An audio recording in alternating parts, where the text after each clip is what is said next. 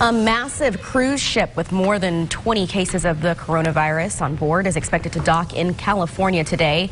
And that's just the latest challenge for public health officials as the illness has spread to more states over the weekend. And as Fox News correspondent Doug Luzader has learned, 2 members of Congress are now in self-quarantine.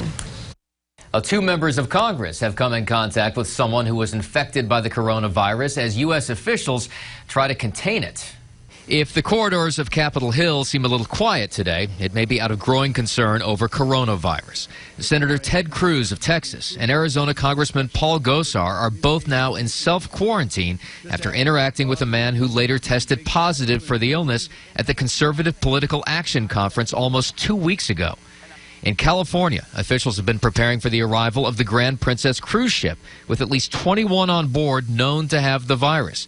Passengers will be moved to a number of military bases around the country. We're going to try to keep them as contained as possible, but we're going to make sure, and as close as possible, but we're going to make sure they're in a place that we feel we can keep them from exposing the rest of the community. Around the world, more extreme measures to slow down the outbreak. Italy announcing it was isolating areas with about 16 million people. And U.S. officials say nothing is off the table. You don't want to alarm people, but given the spread we see, anything is possible. And that's the reason why we've got to be prepared to take whatever action is appropriate to contain and mitigate the outbreak. And the number of known cases here in the U.S. now exceeds 500. In Washington, Doug Luzader for Fox 16 News. Ashley, back to you. All right, thanks, Doug.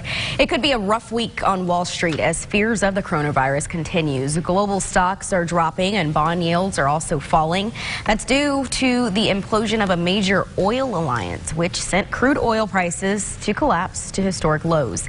S&P figures plunged up to 5% Sunday night. Dow futures and the NASDAQ composite futures also headed south, and some analysts fear the lack of a vaccine could mean the disease could play havoc with Wall Street for an extended period of time.